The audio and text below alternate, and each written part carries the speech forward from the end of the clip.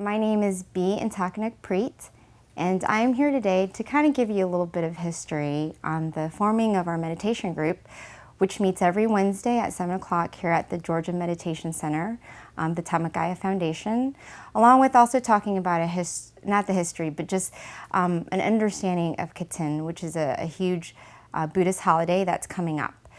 First of all, my involvement in the center. So my mother,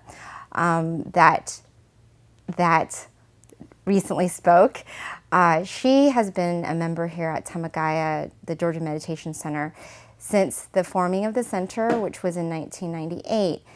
For many, many years, my mom would constantly talk to me about merit and meditation and the temple and cultivating good deeds and Dharma, but I wasn't really ready yet. In fact, I didn't even care. My main motivation in life was my friends and school, and learning about meditation was pretty boring for me. And it was my mom's thing, not my thing. I could care less, and that's the truth. And she often would try to continue to talk to me about Dharma, wisdom in life, all the time. In fact, I feel like that was the only thing that my mom ever talked about was Dharma.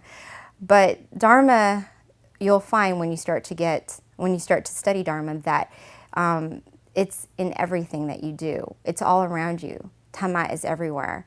So that is the mindset of my mom. So eventually all of her talking started to settle in somewhat. You know, I would pick up on good things that made sense to me. And she never gave up on me, always inviting me to come to the temple to accumulate good deeds and do offering on Sundays. And then one day, and she'd always volunteer me over 10 years. Yeah, it did take her about 10 years, honestly, because she started trying to talk to me in regards to coming to the temple since I was 20. I actually didn't get very involved until about 30, so it took 10 years of her not giving up on me for me to finally give it some attention. So I definitely have my mother to thank, and she's my Kalyanamit, which means virtuous friend, along with being the best mother in the world. So definitely my mom, I have to thank her for getting me to where I am today, which I have to say that if something were to happen to me and if I were to die tomorrow, I would die happy. I would die feeling that I have cultivated good deeds and my life was meaningful because I have done something that I'm truly passionate about, which is helping people understand how to cultivate good deeds and what that means. Not only is it meditation, meditation is also very important, and that's what we focus on every Wednesday. Every Wednesday we have all different types of nationalities and religious background. They come to meditate with us on Wednesday. We've been meeting since 2008. At this point, it's amazing, but at this point we've actually introduced meditation to over 2,000 people. So it's definitely something that is a success right now.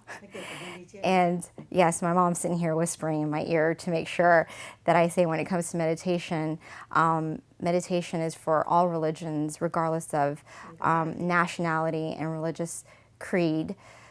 Meditation is universal.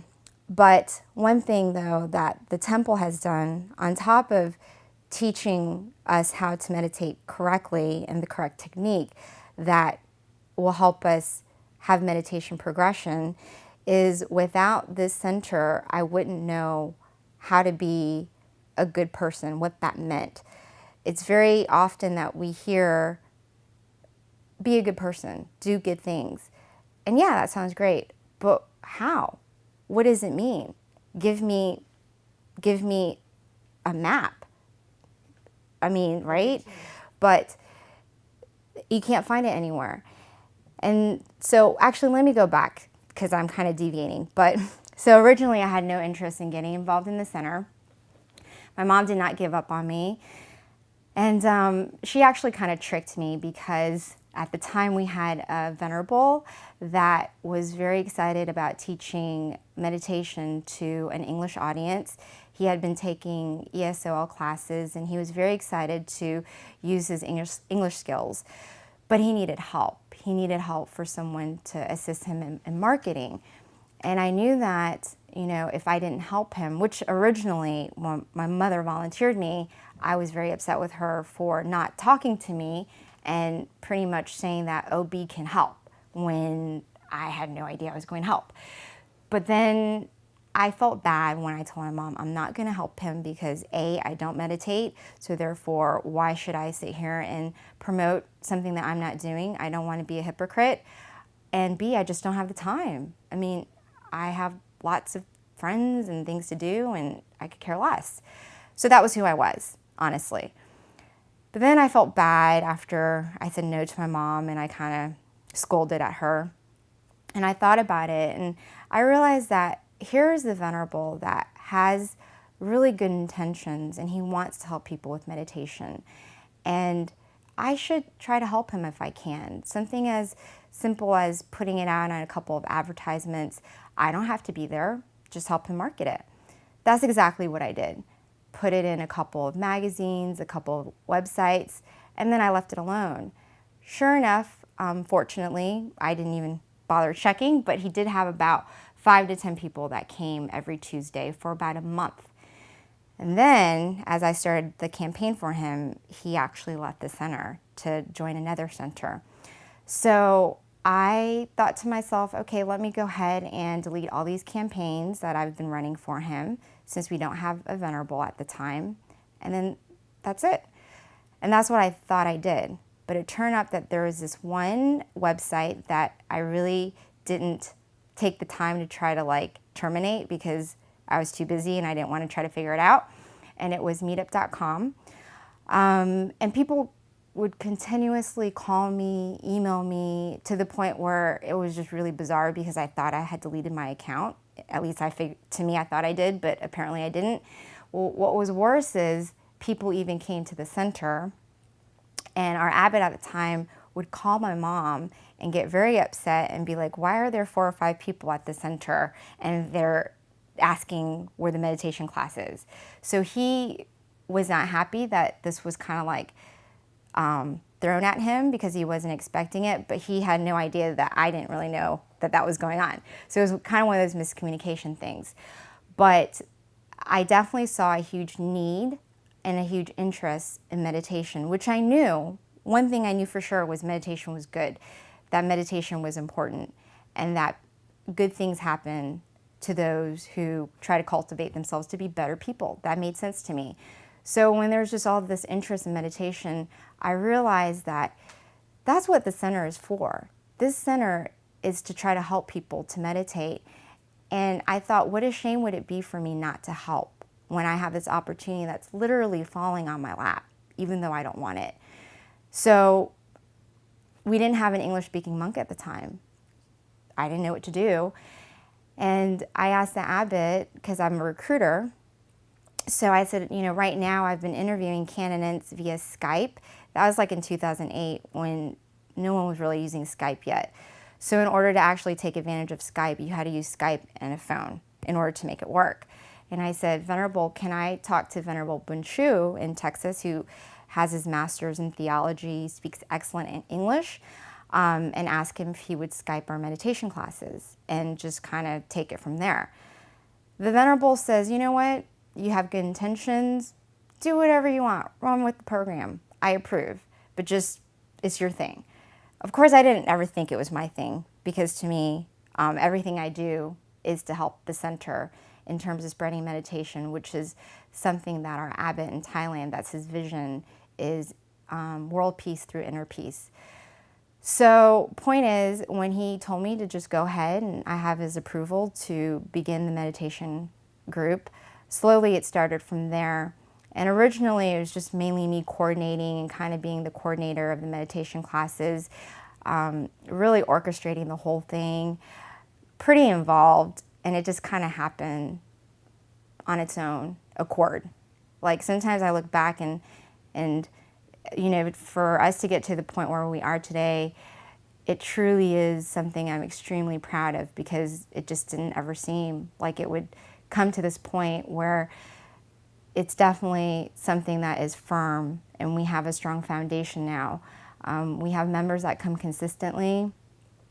I've been told that our center has the biggest meditation group compared to all the other centers, and I have no idea how we even do it because our resident monks don't even speak that great of English.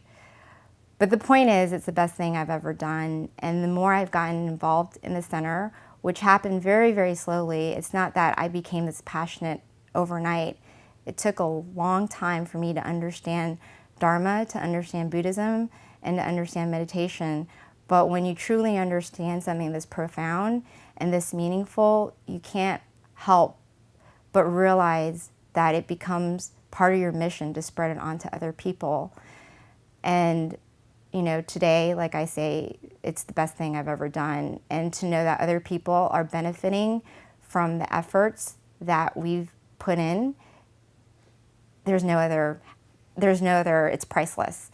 To find out people benefiting from the meditation practice that they're able to cultivate themselves and gain wisdom from, there's no other happiness that can surpass that kind of happiness. That's priceless. And so for me to do Katin, well, it's just the next step in my progression of understanding how important merit is.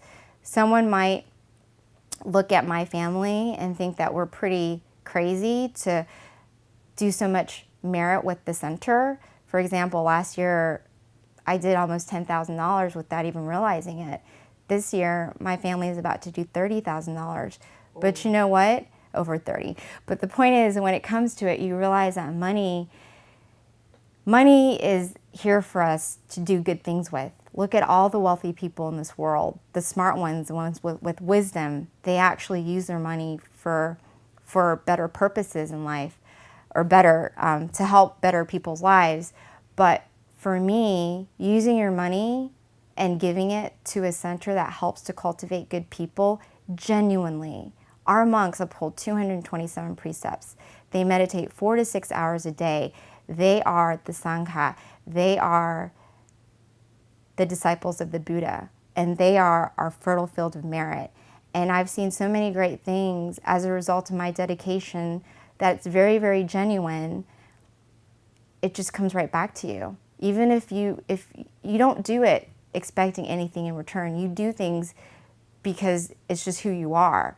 But when great things happen to you too on top of it, anything that you make a wish for, when you really need it and you get it, when those types of things happen to you, you can't help but realize that merit is truly behind all successes in life. And you don't realize it until you do it yourself. So I hope that one day you'll understand the passion that I can have in terms of accumulating merit, and that you'll join me in the efforts of helping to spread inner peace to everyone. And the merit is the power of the pure energy. So yes. Well, you need to do that when you're getting interviewed. You have to ask me. Okay. One thing though too, let me talk about Katin, because that's kind of what the purpose of this this interview is for. Is Katin is one of the biggest Buddhist ceremonies that there is for the whole entire year. It's once a year. During the Buddha's time, monks would travel to different towns, and they didn't have a lot of time to cultivate themselves in terms of meditation practice.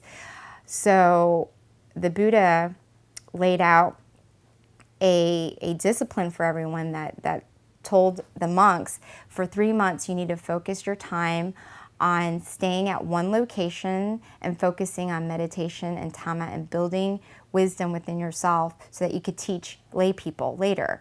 And it's become a tradition where after rains retreat, there's a huge celebration called Katin, which is where the lay people give the monk, the Sangha, who's been practicing during the rains retreat, their robes. In order for Katin to take place, every center throughout the whole entire world, it's a very common practice. The temple or the center has to have 5 monks in training. On top of that, you have to have a patron that steps up to actually be the patron for Katin. And that's where my family comes in. The reason why we wanted to do Katin this year is because I know that it's one of the biggest merit opportunities that you can do in your life, and it's a once-in-a-lifetime opportunity. And more importantly, I know how much my mother would love to be a patron for Katina in her lifetime. My mother is now almost 69 years old, so I knew that for me, it was a present for my mom, in addition to the fact that we're cultivating huge merit together as a family, and that in itself to me is worth it for us to do Katina. And I do it with open heart, and I'm so excited to actually be able to participate in this year's Katina with my family.